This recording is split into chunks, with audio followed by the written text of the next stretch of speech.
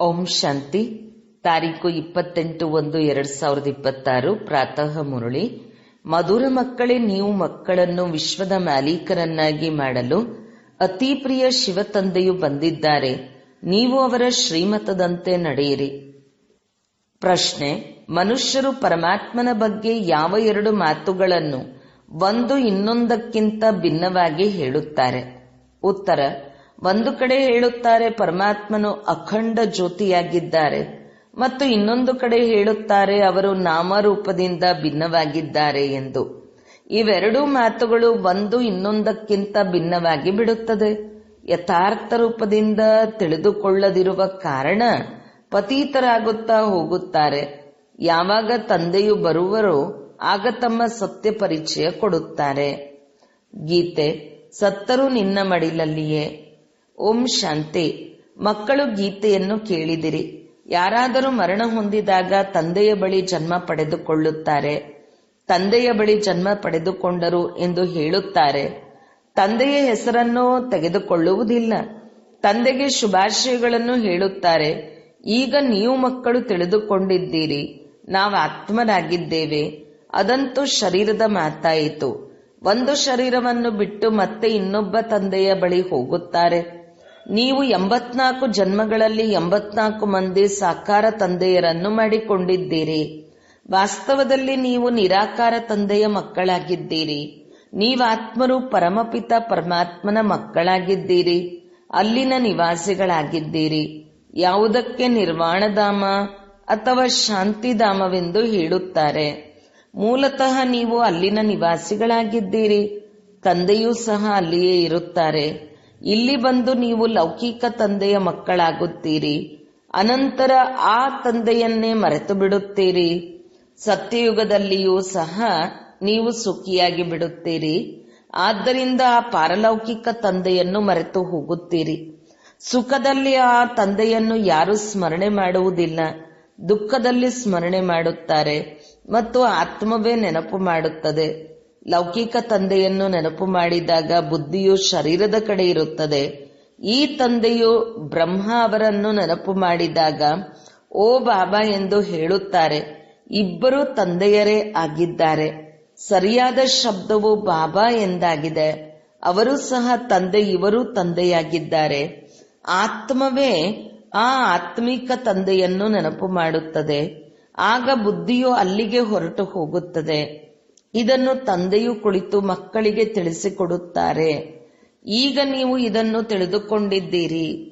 ತಂದೆಯು ಬಂದಿದ್ದಾರೆ, ನಮ್ಮನ್ನು ತನ್ನವರನ್ನಾಗಿ ಮಾಡಿಕೊಂಡಿದ್ದಾರೆ. ತಂದೆಯು ತಿಳಿಸುತ್ತಾರೆ, ಮೊಟ್ಟ ಮೊದಲು ನಾನು ನಿಮ್ಮನ್ನು ಸ್ವರ್ಗದಲ್ಲಿ ಕಳುಹಿಸಿದೆನು. ನೀವು ಬಹಳ ಸಾಹುಕಾರರಾಗಿದ್ದೀರಿ. ನಂತರ ಡ್ರಾಮಾನುಸಾರ 84 ಜನ್ಮಗಳನ್ನು ಪಡೆದುಕೊಂಡು ನೀವೀಗ ದುಃಖಿಯಾಗಿದ್ದೀರಿ. ಈಗ ಡ್ರಾಮಾನುಸಾರ ಹಳೆಯ ಪ್ರಪಂಚವು ಸಮಾಪ್ತಿಯಾಗಬೇಕು. ನೀವಾತ್ಮ ಮತ್ತು ಶರೀರರೂಪಿ ವಸ್ತ್ರವು ಸತೋಪ್ರಧಾನವಾಗಿತ್ತು. ನಂತರ ಆತ್ಮವು ಸತ್ಯಯುಗದಿಂದ ತ್ರೇತಾಯುಗಕ್ಕೆ ಬಂದಾಗ ಶರೀರವೂ ಸಹ ಬೆಳ್ಳಿಯ ಸಮಾನ ಆಯಿತು. ನಂತರ ದ್ವಾಪರದಲ್ಲಿ ತಾಮ್ರದಂತಾಯಿತು. ಈಗಂತೂ ನೀವಾತ್ಮರು ಸಂಪೂರ್ಣ ಪತೀತರಾಗಿ ಬಿಟ್ಟಿದ್ದೀರಿ. ಆದ್ದರಿಂದ ಶರೀರವು ಪತೀತವಾಗಿದೆ. ಹೀಗೆ 14 ಕ್ಯಾರೆಟಿನ ಚಿನ್ನವನ್ನು ಯಾರೂ ಇಷ್ಟಪಡುವುದಿಲ್ಲ, ಕಪ್ಪಾಗಿ ಬಿಡುತ್ತದೆ. ನೀವು ಸಹ ಈಗ ಕಬ್ಬಿಣ ಸಮಾನರಾಗಿ ಬಿಟ್ಟಿದ್ದೀರಿ. ಈಗ ಯಾವ ಆತ್ಮ ಮತ್ತು ಶರೀರ ಇಷ್ಟು ಕಪ್ಪಾಗಿದೆಯೋ ಅದು ಮತ್ತೆ ಹೇಗೆ ಸ್ವಚ್ಛವಾಗುವುದು? ಆತ್ಮವು ಪವಿತ್ರವಾದಾಗ ಶರೀರವು ಪವಿತ್ರವಾದದ್ದೇ ಸಿಗುವುದು. ಅಂದ ಮೇಲೆ ಅದು ಪವಿತ್ರ ಹೇಗಾಗುವುದು? ಗಂಗಾ ಸ್ನಾನ ಮಾಡುವುದರಿಂದ ಆಗುವುದಿಲ್ಲ. ಇಲ್ಲ, ಹೇ ಪತೀತ ಪಾವನ ಎಂದು ಕರೆಯುತ್ತಾರೆ. ಆತ್ಮವು ಈ ಎಲ್ಲಾ ರೀತಿ ಹೇಳುತ್ತದೆ.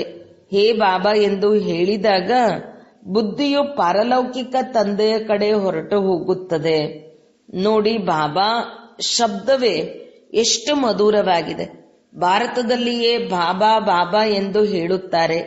ನೀವೀಗ ಆತ್ಮಾಭಿಮಾನಿಯಾಗಿ ತಂದೆಯ ಮಕ್ಕಳಾಗಿದ್ದೀರಿ. ತಂದೆಯು ತಿಳಿಸುತ್ತಾರೆ, ನಾನು ನಿಮ್ಮನ್ನು ಸ್ವರ್ಗಕ್ಕೆ ಕಳಿಸಿದ್ದೆನು. ಹೊಸ ಶರೀರವನ್ನು ಧಾರಣೆ ಮಾಡಿದ್ದೀರಿ. ಮತ್ತೆ ನೀವೀಗ ಏನಾಗಿ ಬಿಟ್ಟಿದ್ದೀರಿ? ಈ ಮಾತುಗಳನ್ನು ಯಾವಾಗಲೂ ಅಂತರ್ಯದಲ್ಲೇ ಸ್ಮರಣೆ ಮಾಡುತ್ತಿರಬೇಕು. ತಂದೆಯನ್ನು ನೆನಪು ಮಾಡಬೇಕು. ಹೇ ತಂದೆಯೇ, ನಾವಾತ್ಮರು ಪತೀತರಾಗಿ ಬಿಟ್ಟಿದ್ದೇವೆ, ಈಗ ತಾವು ಬಂದು ಪಾವನ ಮಾಡಿ ಎಂದು ನೆನಪು ಮಾಡುತ್ತಾರಲ್ಲವೇ. ಡ್ರಾಮಾದಲ್ಲಿಯೂ ಈ ಪಾತ್ರವಿದೆ, ಆದ್ದರಿಂದ ಕರೆಯುತ್ತಾರೆ. ಡ್ರಾಮಾ ಪ್ಲಾನ್ ಅನುಸಾರ ಹಳೆಯ ಪ್ರಪಂಚದಿಂದ ಯಾವಾಗ ಹೊಸ ಪ್ರಪಂಚ ಆಗಬೇಕೋ ಆಗಲೇ ನಾನು ಬರುತ್ತೇನೆ ಅಂದ ಮೇಲೆ ಅವಶ್ಯಕವಾಗಿ ಸಂಗಮದಲ್ಲಿಯೇ ಬರುತ್ತಾರಲ್ಲವೇ. ನೀವು ಮಕ್ಕಳಿಗೆ ನಿಶ್ಚಯವಿದೆ, ಅತಿ ಪ್ರಿಯ ತಂದೆಯಾಗಿದ್ದಾರೆ. ಮಧುರ, ಅತಿ ಮಧುರ, ಮಧುರಾತಿ ಮಧುರ ಎಂದು ಹೇಳುತ್ತಾರೆ. ಅಂದ ಮೇಲೆ ಈಗ ಮಧುರ ಯಾರು? ಲೌಕಿಕ ಸಂಬಂಧದಲ್ಲಿ ಮೊದಲು ತಂದೆಯಾಗಿದ್ದಾರೆ. ಯಾರು ಜನ್ಮ ಕೊಡುತ್ತಾರೆ, ನಂತರ ಶಿಕ್ಷಕರು, ಅವರು ಒಳ್ಳೆಯವರಿರುತ್ತಾರೆ. ಅವರಿಂದ ಓದಿ ಪದವಿಯನ್ನು ಪಡೆಯುತ್ತೀರಿ. ಜ್ಞಾನವು ಆದಾಯದ ಮೂಲವೆಂದು ಹೇಳಲಾಗುತ್ತದೆ. ಜ್ಞಾನವು ತಿಳುವಳಿಕೆಯಾಗಿದೆ, ಯೋಗವು ನೆನಪಾಗಿದೆ. ಅಂದಾಗ ಬೇಹದ್ದಿನ ತಂದೆಯು ಯಾರು ನಿಮ್ಮನ್ನು ಸ್ವರ್ಗದ ಮಾಲೀಕರನ್ನಾಗಿ ಮಾಡುತ್ತಿದ್ದರೋ ಅವರನ್ನು ನೀವೀಗ ಮರೆತು ಬಿಟ್ಟಿದ್ದೀರಿ. ಶಿವತಂದೆಯು ಹೇಗೆ ಬಂದರು ಎಂಬುದು ಯಾರಿಗೂ ತಿಳಿದಿಲ್ಲ. ಚಿತ್ರಗಳಲ್ಲಿಯೂ ಸ್ಪಷ್ಟವಾಗಿ ತೋರಿಸಲಾಗಿದೆ. ಶಿವತಂದೆಯು ಬ್ರಹ್ಮಾರವರ ಮೂಲಕ ಸ್ಥಾಪನೆ ಮಾಡಿಸುತ್ತಾರೆ. ರಾಜಯೋಗವನ್ನು ಕೃಷ್ಣನು ಹೇಗೆ ಕಲಿಸುವರು? ರಾಜಯೋಗವನ್ನು ಕಲಿಸುವುದೇ ಸತ್ಯಯುಗಕ್ಕಾಗಿ. ಅಂದ ಮೇಲೆ ಅವಶ್ಯಕವಾಗಿ ಸಂಗಮ ಯುಗದಲ್ಲಿ ತಂದೆಯೇ ಕಲಿಸಿರಬೇಕು. ಸತ್ಯಯುಗದ ಸ್ಥಾಪನೆ ಮಾಡುವವರು ತಂದೆಯಾಗಿದ್ದಾರೆ. ಶಿವತಂದೆಯು ಇವರ ಮೂಲಕ ಮಾಡಿಸುತ್ತಾರೆ. ಮಾಡಿಸುವವರಲ್ಲವೇ. ಮನುಷ್ಯರಂತೂ ತ್ರಿಮೂರ್ತಿ ಬ್ರಹ್ಮನೆಂದು ಹೇಳಿಬಿಡುತ್ತಾರೆ. ಆದರೆ ಶ್ರೇಷ್ಠಾತಿ ಶ್ರೇಷ್ಠನು ಶಿವ ಅಲ್ಲವೇ. ಬ್ರಹ್ಮನು ಸಾಕಾರಿ, ಇವರು ನಿರಾಕಾರಿಯಾಗಿದ್ದಾರೆ. ಸೃಷ್ಟಿಯು ಇಲ್ಲಿಯೇ ಇದೆ. ಈ ಸೃಷ್ಟಿಯದೇ ಚಕ್ರವಾಗಿದೆ. ಅದು ಸುತ್ತುತ್ತಿರುತ್ತದೆ, ಪುನರಾವರ್ತನೆಯಾಗುತ್ತಿರುತ್ತದೆ. ಸೂಕ್ಷ್ಮವತನದ ಚಕ್ರವೆಂದು ಗಾಯನವಿಲ್ಲ. ಮನುಷ್ಯ ಸೃಷ್ಟಿಯ ಚರಿತ್ರೆ ಭೂಗೋಳವೇ ಪರಿವರ್ತನೆಯಾಗುತ್ತದೆ. ಸೂಕ್ಷ್ಮವತನದಲ್ಲಿ ಯಾವುದೇ ಚಕ್ರ ಇತ್ಯಾದಿ ಇರುವುದಿಲ್ಲ. ವಿಶ್ವದ ಇತಿಹಾಸ ಭೂಗೋಳವು ಪುನರಾವರ್ತನೆ ಎಂದು ಗಾಯನವಿದೆ. ಅದು ಇಲ್ಲಿಯ ಕಲಿಯುಗವನ್ನು ಸತ್ಯಯುಗವನ್ನಾಗಿ ಯಾರು ಮಾಡುವರು? ನರಕವಾಸಿಗಳನ್ನು ಸ್ವರ್ಗವಾಸಿಗಳನ್ನಾಗಿ ಮಾಡಲು ತಂದೆಯು ಸಂಗಮ ಯುಗದಲ್ಲಿ ಬರುತ್ತಾರೆ. ಇದಂತೂ ಸರ್ವಶಕ್ತಿವಂತ ತಂದೆಯ ಸರ್ಕಾರವಾಗಿದೆ. ಜೊತೆಯಲ್ಲಿ ಧರ್ಮರಾಜನು ಇದ್ದಾರೆ. ನಾನು ನಿರ್ಗುಣನಲ್ಲಿ ಯಾವುದೇ ಗುಣ ಇಲ್ಲವೆಂದು ಆತ್ಮವು ಹೇಳುತ್ತದೆ. ಯಾವುದೇ ದೇವತೆಯ ಮುಂದೆ ಹೋಗುತ್ತಾರೆಂದರೆ ಅವರ ಮುಂದೆ ಹೀಗೆ ಹೇಳುತ್ತಾರೆ. ವಾಸ್ತವದಲ್ಲಿ ಈ ರೀತಿ ತಂದೆಗೆ ಹೇಳಬೇಕು. ತಂದೆಯನ್ನು ಬಿಟ್ಟು ಬಂದು ಸಹೋದರರನ್ನು, ದೇವತೆಗಳನ್ನು ಹಿಡಿದುಕೊಂಡಿದ್ದಾರೆ. ಈ ದೇವತೆಗಳು ಸಹೋದರರಾದರಲ್ಲವೇ. ಸಹೋದರರಿಂದ ಏನೂ ಸಿಗುವುದಿಲ್ಲ. ಸಹೋದರರ ಪೂಜೆ ಮಾಡುತ್ತಾ ಮಾಡುತ್ತಾ ಕೆಳಗಿಳಿಯುತ್ತಾ ಬಂದಿದ್ದಾರೆ. ನೀವೀಗ ತಿಳಿದುಕೊಂಡಿದ್ದೀರಿ, ತಂದೆಯು ಬಂದಿದ್ದಾರೆ, ಅವರಿಂದ ನಮಗೆ ಆಸ್ತಿಯು ಸಿಗುತ್ತದೆ. ಮನುಷ್ಯರು ತಂದೆಯನ್ನೇ ತಿಳಿದುಕೊಂಡಿಲ್ಲ. ಸರ್ವವ್ಯಾಪಿ ಎಂದು ಹೇಳಿಬಿಡುತ್ತಾರೆ. ಇನ್ನು ಕೆಲವರು ತಂದೆಯು ಅಖಂಡ ಜ್ಯೋತಿ ತತ್ವ ಎಂದು ಹೇಳುತ್ತಾರೆ. ತಂದೆಯು ನಾಮರೂಪದಿಂದ ಭಿನ್ನವೆಂದು ಕೆಲವರು ಹೇಳುತ್ತಾರೆ. ಯಾವಾಗ ಅಖಂಡ ಜ್ಯೋತಿ ಸ್ವರೂಪನಾಗಿದ್ದಾರೆ ಅಂದ ಮೇಲೆ ಮತ್ತೆ ಅವರು ನಾಮರೂಪದಿಂದ ಭಿನ್ನವೆಂದು ಹೇಗೆ ಹೇಳುತ್ತೀರಿ? ತಂದೆಯನ್ನು ತಿಳಿದುಕೊಳ್ಳದಿರುವ ಕಾರಣದಿಂದಲೇ ಪತೀತರಾಗಿ ಬಿಟ್ಟಿದ್ದಾರೆ. ತಮೋಪ್ರಧಾನರು ಆಗಲೇಬೇಕು. ಮತ್ತೆ ಯಾವಾಗ ತಂದೆಯು ಬರುತ್ತಾರೆಯೋ ಆಗ ಎಲ್ಲರನ್ನೂ ಸತೋಪ್ರಧಾನರನ್ನಾಗಿ ಮಾಡುತ್ತಾರೆ. ಆತ್ಮಗಳು ನಿರಾಕಾರಿ ಪ್ರಪಂಚದಲ್ಲಿ ತಂದೆಯ ಜೊತೆ ಇರುತ್ತಾರೆ. ನಂತರ ಇಲ್ಲಿ ಸತೋ ರಜೋ ತಮೋದಲ್ಲಿ ಬಂದು ಪಾತ್ರವನ್ನು ಅಭಿನಯಿಸುತ್ತಾರೆ. ಆತ್ಮವೇ ತಂದೆಯನ್ನು ನೆನಪು ಮಾಡುತ್ತದೆ. ತಂದೆಯು ಬರುತ್ತಾರೆ, ನಾನು ಬ್ರಹ್ಮನ ತನುವಿನ ಆಧಾರ ಪಡೆದುಕೊಳ್ಳುತ್ತೇನೆಂದು ಹೇಳುತ್ತಾರೆ. ಇದು ಭಾಗ್ಯಶಾಲಿ ರಥವಾಗಿದೆ. ಆತ್ಮವು ರಥವಿಲ್ಲದೆ ಇರುವುದಿಲ್ಲ. ಈಗ ನೀವು ಮಕ್ಕಳಿಗೆ ತಿಳಿಸಲಾಗಿದೆ. ಇದು ಜ್ಞಾನದ ಮಳೆಯಾಗಿದೆ, ತಿಳುವಳಿಕೆಯಾಗಿದೆ. ಇದರಿಂದೇನು ಆಗುತ್ತದೆ? ಪತೀತ ಪ್ರಪಂಚದಿಂದ ಪಾವನ ಪ್ರಪಂಚವಾಗುತ್ತದೆ. ಈ ಗಂಗಾ ಜಮುನಾ ಸತ್ಯಯುಗದಲ್ಲಿಯೂ ಇರುತ್ತದೆ. ಕೃಷ್ಣನು ಜಮುನಾ ನದಿಯ ತೀರದಲ್ಲಿ ಆಟವಾಡುತ್ತಾನೆಂದು ಹೇಳುತ್ತಾರೆ. ಆದರೆ ಈ ರೀತಿಯ ಮಾತೇನೂ ಇಲ್ಲ. ಕೃಷ್ಣನಂತೂ ಸತ್ಯಯುಗದ ರಾಜಕುಮಾರನಾಗಿದ್ದಾನೆ. ಅವನನ್ನು ಬಹಳ ಚೆನ್ನಾಗಿ ಸಂಭಾಲನೆ ಮಾಡಲಾಗುತ್ತದೆ. ಏಕೆಂದರೆ ಹೂ ಅಲ್ಲವೇ? ಹೂ ಎಷ್ಟೊಂದು ಸುಂದರವಾಗಿರುತ್ತದೆ. ಎಲ್ಲರೂ ಹೂವಿನಿಂದ ಸುಗಂಧವನ್ನು ಪಡೆದುಕೊಳ್ಳುತ್ತಾರೆ, ಮುಳ್ಳುಗಳಿಂದ ಪಡೆದುಕೊಳ್ಳುವುದಿಲ್ಲ. ಈಗಂತೂ ಇದು ಮುಳ್ಳುಗಳ ಪ್ರಪಂಚವಾಗಿದೆ. ಮುಳ್ಳಿನ ಕಾಡನ್ನು ತಂದೆಯು ಬಂದು ಹೂದೋಟವನ್ನಾಗಿ ಮಾಡುತ್ತಾರೆ. ಆದ್ದರಿಂದ ಅವರಿಗೆ ಬಬುಲನಾಥನೆಂದು ಹೆಸರಿಟ್ಟಿದ್ದಾರೆ. ಮುಳ್ಳುಗಳನ್ನು ಹೂಗಳನ್ನಾಗಿ ಮಾಡುತ್ತಾರೆ. ಆದ್ದರಿಂದ ಮುಳ್ಳುಗಳನ್ನು ಹೂವನ್ನಾಗಿ ಮಾಡುವ ತಂದೆಯೆಂದು ಅವರನ್ನು ಮಹಿಮೆ ಮಾಡುತ್ತಾರೆ. ಈಗ ನೀವು ಮಕ್ಕಳಿಗೆ ತಂದೆಯ ಜೊತೆ ಎಷ್ಟೊಂದು ಪ್ರೀತಿ ಇರಬೇಕು. ಆ ಲೌಕಿಕ ತಂದೆಯಂತೂ ನಿಮ್ಮನ್ನು ಕೆಸರಿನಲ್ಲಿ ಹಾಕುತ್ತಾರೆ. ಈ ತಂದೆಯು 21 ಜನ್ಮಗಳಿಗಾಗಿ ನಿಮ್ಮನ್ನು ಕೆಸರಿನಿಂದ ಹೊರತೆಗೆದು ಪಾವನರನ್ನಾಗಿ ಮಾಡುತ್ತಾರೆ. ಅವರು ನಿಮ್ಮನ್ನು ಪತಿತರನ್ನಾಗಿ ಮಾಡುತ್ತಾರೆ. ಆದ್ದರಿಂದ ಲೌಕಿಕ ತಂದೆ ಇದ್ದರೂ ಕೂಡ ಆತ್ಮವು ಪಾರಲೌಕಿಕ ತಂದೆಯನ್ನು ನೆನಪು ಮಾಡುತ್ತದೆ. ನೀವೀಗ ತಿಳಿದುಕೊಂಡಿದ್ದೀರಿ. ಅರ್ಧಕಲ್ಪ ತಂದೆಯನ್ನು ನೆನಪು ಮಾಡುತ್ತೀರಿ. ತಂದೆಯು ಅವಶ್ಯಕವಾಗಿ ಬರುತ್ತಾರೆ. ಶಿವ ಜಯಂತಿಯನ್ನು ಆಚರಿಸುತ್ತಾರಲ್ಲವೇ? ನೀವು ತಿಳಿದುಕೊಂಡಿದ್ದೀರಿ, ನಾವು ಬೇಹದ್ದಿನ ತಂದೆಯ ಮಕ್ಕಳಾಗಿದ್ದೇವೆ. ಈಗ ನಮ್ಮ ಸಂಬಂಧ ಅವರೊಂದಿಗೆ ಇದೆ ಮತ್ತು ಲೌಕಿಕದೊಂದಿಗೆ ಇದೆ. ಪಾರಲೌಕಿಕ ತಂದೆಯನ್ನು ನೆನಪು ಮಾಡುವುದರಿಂದ ನೀವು ಪಾವನರಾಗುತ್ತೀರಿ. ಆತ್ಮಕ್ಕೆ ಗೊತ್ತಿದೆ, ಅವರು ನಮ್ಮ ಲೌಕಿಕ ತಂದೆ, ಇವರು ಪಾರಲೌಕಿಕ ತಂದೆಯಾಗಿದ್ದಾರೆ. ಭಕ್ತಿ ಮಾರ್ಗದಲ್ಲಿಯೂ ಇದು ಆತ್ಮಕ್ಕೆ ತಿಳಿದಿರುತ್ತದೆ. ಆದ್ದರಿಂದಲೇ ಹೇ ಭಗವಂತ, ಓ ಗಾಡ್ ಫಾದರ್ ಎಂದು ಹೇಳುತ್ತಾರೆ. ಅವಿನಾಶಿ ತಂದೆಯನ್ನು ನೆನಪು ಮಾಡುತ್ತಾರೆ. ಆ ತಂದೆಯು ಬಂದು ಸ್ವರ್ಗ ಸ್ಥಾಪನೆ ಮಾಡುತ್ತಾರೆ. ಇದು ಯಾರಿಗೂ ತಿಳಿದಿಲ್ಲ. ಶಾಸ್ತ್ರಗಳಲ್ಲಿ ಯುಗಗಳಿಗೂ ಸಹ ಬಹಳ ಸುದೀರ್ಘವಾದ ಆಯಸ್ಸನ್ನು ಹೇಳಿಬಿಟ್ಟಿದ್ದಾರೆ. ತಂದೆಯು ಪತೀತರನ್ನು ಪಾವನ ಮಾಡಲು ಬರುತ್ತಾರೆಂದರೆ ಅವಶ್ಯಕವಾಗಿ ಸಂಗಮದಲ್ಲಿಯೇ ಬರುತ್ತಾರೆಂಬುದು ಯಾರ ಬುದ್ಧಿಯಲ್ಲಿಯೂ ಬರುವುದಿಲ್ಲ. ಕಲ್ಪದ ಆಯಸ್ಸನ್ನು ಲಕ್ಷಾಂತರ ವರ್ಷಗಳೆಂದು ಬರೆದು ಮನುಷ್ಯರನ್ನು ಪೂರ್ಣ ಘೋರ ಅಂಧಕಾರದಲ್ಲಿ ಹಾಕಿಬಿಟ್ಟಿದ್ದಾರೆ. ತಂದೆಯನ್ನು ಪಡೆಯುವುದಕ್ಕಾಗಿ ಅಲೆದಾಡುತ್ತಿರುತ್ತಾರೆ. ಯಾರು ಬಹಳ ಭಕ್ತಿ ಮಾಡುವರೋ ಅವರಿಗೆ ಭಗವಂತ ಸಿಗುವರೆಂದು ಹೇಳುತ್ತಾರೆ. ಎಲ್ಲರಿಗಿಂತ ಹೆಚ್ಚು ಭಕ್ತಿ ಮಾಡುವವರಿಗೆ ಅವಶ್ಯಕವಾಗಿ ಮೊದಲು ಸಿಗಬೇಕು. ತಂದೆಯು ಲೆಕ್ಕವನ್ನು ಸಹ ತಿಳಿಸಿದ್ದಾರೆ. ಆದ್ದರಿಂದ ಮೊದಲು ನೀವೇ ಭಕ್ತಿ ಮಾಡುತ್ತೀರಿ ಅಂದ ಮೇಲೆ ನಿಮಗೆ ಮೊಟ್ಟ ಮೊದಲು ಭಗವಂತನ ಮೂಲಕ ಜ್ಞಾನ ಸಿಗಬೇಕು. ಇದರಿಂದ ನೀವೇ ಹೊಸ ಪ್ರಪಂಚದಲ್ಲಿ ರಾಜ್ಯ ಮಾಡುವಿರಿ. ಬೇಹದ್ದಿನ ತಂದೆಯು ನೀವು ಮಕ್ಕಳಿಗೆ ಜ್ಞಾನ ಕೊಡುತ್ತಿದ್ದಾರೆ. ಇದರಲ್ಲಿ ಯಾವುದೇ ಕಷ್ಟದ ಮಾತಿಲ್ಲ. ತಂದೆಯು ತಿಳಿಸುತ್ತಾರೆ, ನೀವು ಅರ್ಧಕಲ್ಪ ನೆನಪು ಮಾಡಿದ್ದೀರಿ, ಆಗ ನಾನು ಬಂದು ಸುಖಿಯನ್ನಾಗಿ ಮಾಡುತ್ತೇನೆ. ನೀವೀಗ ಬಹಳ ದೊಡ್ಡ ವ್ಯಕ್ತಿಯಾಗುತ್ತೀರಿ. ನೋಡಿ, ಮುಖ್ಯಮಂತ್ರಿ, ಪ್ರಧಾನಮಂತ್ರಿ ಮೊದಲಾದವರ ಬಂಗಲೆಗಳು ಎಷ್ಟು ಸುಂದರವಾಗಿರುತ್ತದೆ. ಅಲ್ಲಿನ ಹೂಗಳು, ಪೀಠೋಪಕರಣಗಳು ಎಲ್ಲವೂ ಸುಂದರವಾಗಿರುತ್ತದೆ. ಆದರೆ ಇದಕ್ಕಿಂತಲೂ ಎಷ್ಟು ದೊಡ್ಡ ವ್ಯಕ್ತಿ, ದೇವತೆಗಳಾಗುತ್ತೀರಿ. ದೈವಿ ಗುಣವುಳ್ಳ ದೇವತೆಗಳು, ಸ್ವರ್ಗದ ಮಾಲೀಕರಾಗುತ್ತೀರಿ. ಅಲ್ಲಿ ನಿಮಗಾಗಿ ವಜ್ರ ವೈಡೂರ್ಯಗಳ ಮಹಲುಗಳಿರುತ್ತವೆ. ಅಲ್ಲಿ ನಿಮ್ಮ ಪೀಠೋಪಕರಣಗಳು ಚಿನ್ನದಿಂದ ಮಾಡಲ್ಪಟ್ಟ ಬಹಳ ಸುಂದರವಾಗಿರುತ್ತವೆ. ಇಲ್ಲಂತೂ ಉಯ್ಯಾಲೆ ಇತ್ಯಾದಿಗಳೆಲ್ಲವೂ ಬಹಳ ಕನಿಷ್ಠ ಮಟ್ಟದ್ದಾಗಿದೆ. ಸತ್ಯಯುಗದಲ್ಲಿ ಎಲ್ಲವೂ ವಜ್ರ ವೈಡೂರ್ಯಗಳಿಂದ ಮಾಡಲ್ಪಟ್ಟ ವಸ್ತುಗಳಾಗಿರುತ್ತವೆ. ಇದು ರುದ್ರಜ್ಞಾನ ಯಜ್ಞವಾಗಿದೆ. ಶಿವನಿಗೆ ರುದ್ರನೆಂದು ಹೇಳುತ್ತಾರೆ. ಯಾವಾಗ ಭಕ್ತಿ ಪೂರ್ಣವಾಗುವುದೋ ಅನಂತರ ಭಗವಂತನು ರುದ್ರಯಜ್ಞವನ್ನು ರಚಿಸುತ್ತಾರೆ. ಸತ್ಯಯುಗದಲ್ಲಿ ಯಜ್ಞ ಅಥವಾ ಭಕ್ತಿಯ ಮಾತೆ ಇರುವುದಿಲ್ಲ. ಈ ಸಮಯದಲ್ಲಿಯೇ ತಂದೆಯು ಈ ಅವಿನಾಶಿ ರುದ್ರಜ್ಞಾನ ಯಜ್ಞವನ್ನು ರಚಿಸುತ್ತಾರೆ.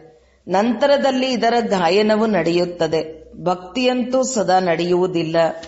ಭಕ್ತಿ ಮತ್ತು ಜ್ಞಾನ, ಭಕ್ತಿಯು ರಾತ್ರಿ, ಜ್ಞಾನವು ಹಗಲಾಗಿದೆ. ತಂದೆಯು ಬಂದು ಹಗಲನ್ನಾಗಿ ಮಾಡುತ್ತಾರೆ ಅಂದ ಮೇಲೆ ತಂದೆಯ ಜೊತೆ ಮಕ್ಕಳಿಗೆ ಎಷ್ಟೊಂದು ಪ್ರೀತಿ ಇರಬೇಕು. ತಂದೆಯು ನಮ್ಮನ್ನು ವಿಶ್ವದ ಮಾಲೀಕರನ್ನಾಗಿ ಮಾಡುತ್ತಾರೆ. ಅತೀ ಪ್ರಿಯ ತಂದೆಯಾಗಿದ್ದಾರೆ. ಅವರಿಗಿಂತ ಹೆಚ್ಚು ಪ್ರಿಯವಾದ ವಸ್ತು ಬೇರೆ ಯಾವುದೂ ಇಲ್ಲ. ಅರ್ಧಕಲ್ಪದಿಂದ ನೆನಪು ಮಾಡುತ್ತಾ ಬಂದಿದ್ದೀರಿ. ಬಾಬಾ ಬಂದು ನಮ್ಮ ದುಃಖವನ್ನು ದೂರ ಮಾಡಿ ಎಂದು ಕರೆದಿದ್ದರಿಂದ ಈಗ ತಂದೆಯು ಬಂದಿದ್ದಾರೆ. ತಿಳಿಸುತ್ತಾರೆ, ಮಕ್ಕಳೇ, ನೀವು ತಮ್ಮ ಗೃಹಸ್ಥ ವ್ಯವಹಾರದಲ್ಲಂತೂ ಇರಲೇಬೇಕು. ಇಲ್ಲಿ ತಂದೆಯ ಬಳಿ ಎಷ್ಟೊಂದು ಮಂದಿ ಬಂದು ಕುಳಿತುಕೊಳ್ಳುತ್ತೀರಿ. ತಂದೆಯ ಜೊತೆಯಲ್ಲಂತೂ ಪರಮಧಾಮದಲ್ಲಿಯೇ ಇರಲು ಸಾಧ್ಯ. ಇಲ್ಲಂತೂ ಇಷ್ಟೆಲ್ಲ ಮಕ್ಕಳು ಇರಲು ಸಾಧ್ಯವಿಲ್ಲ. ಶಿಕ್ಷಕರು ಹೇಗೆ ಪ್ರಶ್ನೆ ಕೇಳುತ್ತಾರೆ?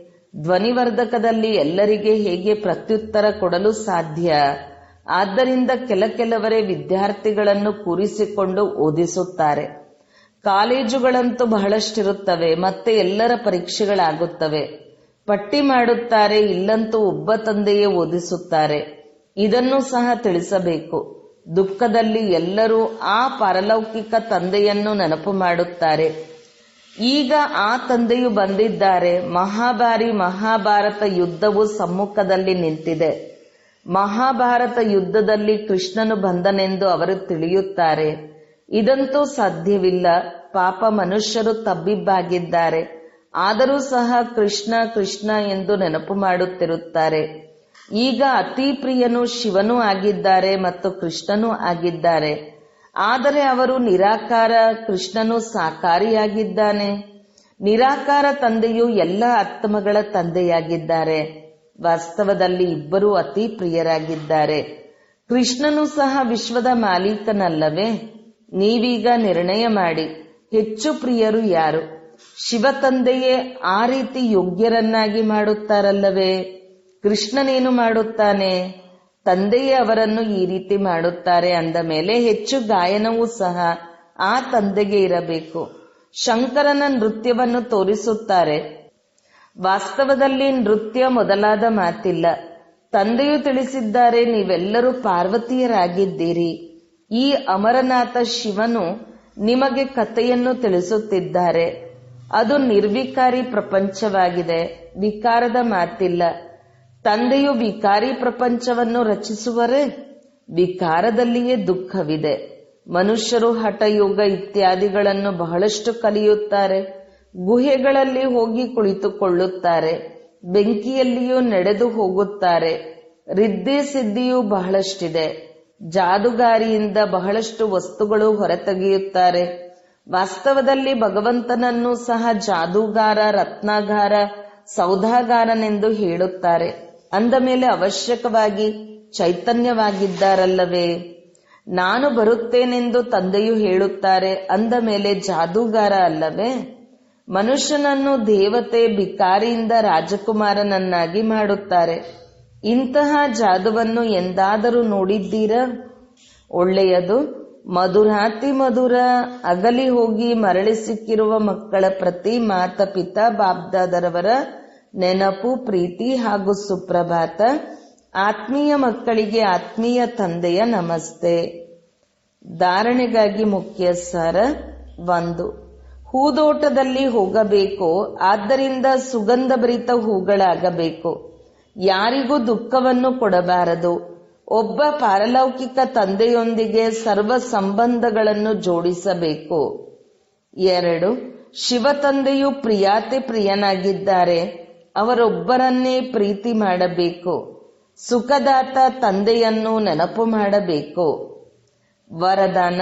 ಯಾರಲ್ಲಿಯೂ ಕೊರತೆ, ಬಲಹೀನತೆಗಳನ್ನು ನೋಡದೆಯೇ ತಮ್ಮ ಗುಣ ಅಥವಾ ಶಕ್ತಿಗಳ ಸಹಯೋಗವನ್ನು ಕೊಡುವಂತಹ ಮಾಸ್ಟರ್ ದಾತ ಭವ. ಸರ್ವ ಆತ್ಮರು ತಮ್ಮ ಸಮಾನ ಆಸ್ತಿಯ ಅಧಿಕಾರಿಯಾಗಿ ಬಿಡಲಿ. ಹೀಗೆ ಯಾರು ಸದಾ ಇದೇ ಆತ್ಮಿಕ ಭಾವನೆಯಲ್ಲಿ ಇರುತ್ತಾರೆಯೋ ಅವರೇ ಮಾಸ್ಟರ್ ದಾತ ಆಗಿದ್ದಾರೆ. ಅಂತಹವರು ಯಾರಲ್ಲಿಯೂ ಕೊರತೆ, ಬಲಹೀನತೆಗಳನ್ನು ನೋಡದೆ ಸ್ವಯಂ ಧಾರಣೆ ಮಾಡಿಕೊಂಡಿರುವ ಗುಣಗಳ, ಶಕ್ತಿಗಳ ಸಹಯೋಗವನ್ನು ಕೊಡುತ್ತಾರೆ. ಇವರಿರುವುದೇ ಹೀಗೆ ಎಂಬ ಭಾವನೆಯ ಬದಲು ಇವರನ್ನೂ ನಾನು ತಂದೆಯ ಸಮಾನ ಮಾಡೋಣವೆಂಬ ಶುಭ ಭಾವನೆ ಇರಲಿ. ಜೊತೆಗೆ ಈ ಶ್ರೇಷ್ಠ ಕಾಮನೆಯೇ ಇರಲಿ. ಈ ಎಲ್ಲ ಆತ್ಮರು ಬಡವ, ದುಃಖಿ, ಅಶಾಂತತೆಯಿಂದ ಸದಾ ಶಾಂತ, ಸುಖ ರೂಪದವರಾಗಿ ಸಂಪನ್ನರಾಗಿ ಬಿಡಲಿ. ಹೀಗಿದ್ದಾಗಲೇ ಮಾಸ್ಟರ್ ದಾತ ಎಂದು ಹೇಳಲಾಗುತ್ತದೆ. ಸ್ಲೋಗನ್. ಮನಸ ವಾಚ ಕರ್ಮಣ ಸೇವೆಯನ್ನು ಮಾಡುವವರೇ ನಿರಂತರ ಸೇವಾದಾರಿ ಆಗಿದ್ದಾರೆ. ಅವರ ಪ್ರತಿ ಶ್ವಾಸದಲ್ಲಿ ಸೇವೆಯು ಸಮಾವೇಶವಾಗಿರುತ್ತದೆ. ಅವ್ಯಕ್ತ ಸೂಚನೆ. ಈ ಅವ್ಯಕ್ತ ಮಾಸದಲ್ಲಿ ಬಂಧನ ಮುಕ್ತರಾಗಿ ಜೀವನ್ಮುಕ್ತ ಸ್ಥಿತಿಯ ಅನುಭವ ಮಾಡಿರಿ. ಮೊದಲು ನಿಮ್ಮ ದೇಹದಿಂದ, ದೇಹದ ಸಂಬಂಧಗಳಿಂದ, ಹಳೆಯ ಜಗತ್ತಿನ ಸ್ಮೃತಿಯಿಂದ ಮುಕ್ತರಾಗಿರಿ. ಈ ಮುಕ್ತಿಯ ಸ್ಥಿತಿಯನ್ನು ಅನುಭವಿಸಿದಾಗ ಸ್ವತಃ ಜೀವನ್ಮುಕ್ತಿಯ ಅನುಭವ ದೊರೆಯುತ್ತದೆ. ಆದ್ದರಿಂದ ಪರಿಶೀಲನೆ ಮಾಡಿರಿ. ಜೀವನದಲ್ಲಿ ಇದ್ದರೂ ಸಹ ದೇಹ, ಸಂಬಂಧ ಮತ್ತು ಹಳೆಯ ಪ್ರಪಂಚದ ಆಕರ್ಷಣೆಯಿಂದ ಎಷ್ಟರ ಮಟ್ಟಿಗೆ ಮುಕ್ತರಾಗಿದ್ದೀರಿ? ಓಂ ಶಾಂತಿ.